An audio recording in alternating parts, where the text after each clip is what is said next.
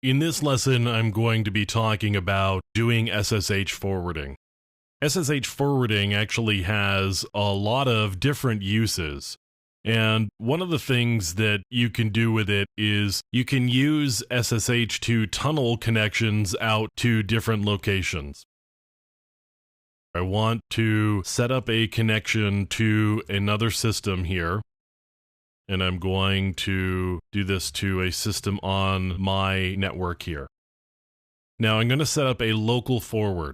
So I'm going to say do this on port 8888.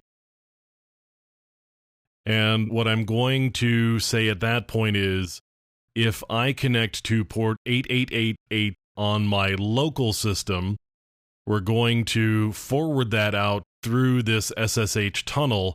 And eventually it's going to go to google.com on port 80. And the -N says don't run anything, and the -F says just drop into the background and don't do anything here. So now I've got my port forward running, so now I can telnet localhost 8888. And you can see here I've actually gotten a response from Google. It may not be immediately obvious to you, but what I can see as I'm doing this is there's a lot of Google references in here, and I could just skim all the way up to the top, and eventually we'll come to the headers, and there should be something that makes it clear up in the headers that we've connected to Google. In the meantime, though, this is just the HTML that we got back as well as the JavaScript. So you can see this is google.com. And P3P policy. It does say google.com here, and you can see in the cookie it also says google.com. So we did connect to google.com, and you can see we just connected on the localhost. And localhost refers to the local system. It resolves to the IP address 127.0.0.1, which is the loopback address, and it always refers to the local machine. Now, I could also do a remote port forward, and this could be useful for a lot of different reasons. We were talking about the Raspberry Pi. Now, what you could do with the Raspberry Pi is, if you had an SSH server set up, what you could do would be to do something like this.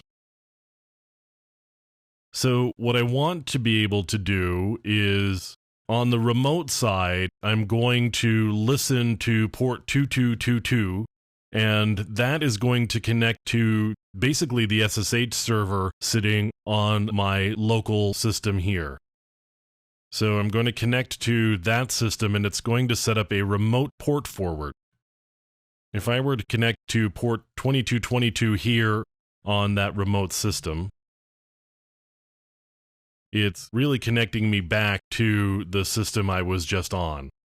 So this is kind of an odd way of doing it, but in this case I've got two systems, and it can be hard to get your head around what's actually happening here. So let me go back and just show you again.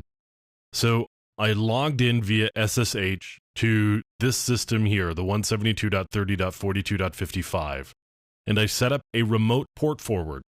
So 2222 on that remote host is going to come back to localhost here. So that's at Oliver. So when I get a connection on port 2222 on the remote system, which is Bill, it's going to forward that off to Oliver here on port 22.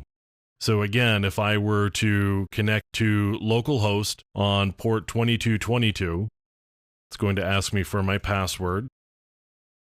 And now I'm logged back into Oliver, because even though I've connected on the local host, what it's really doing is it's sending that back through the SSH tunnel to the origination of the tunnel, which is Oliver. Now I can log back out, and I'm back on the remote system. I log back out. Tunnel is now closed. I can't get from that remote system back to this local system anymore. But using the Raspberry Pi, you could do this tunneling approach even if there's a firewall in place, because often outbound connections are just accepted. You could have your Raspberry Pi fire off this SSH tunnel out to an SSH server that you've got sitting somewhere, You get in on the remote SSH server, connect to a local port, and it will drop you into the Raspberry Pi regardless of whether there's a firewall in place or not, as long as the firewall is allowing outbound connections. So you can get into a system on the local network that will give you access to do any number of different types of things, scanning and doing some exploits, maybe running Metasploit and whatever you want to do. So this can give you access to systems and networks behind a firewall by initiating the remote connection outbound from inside the network.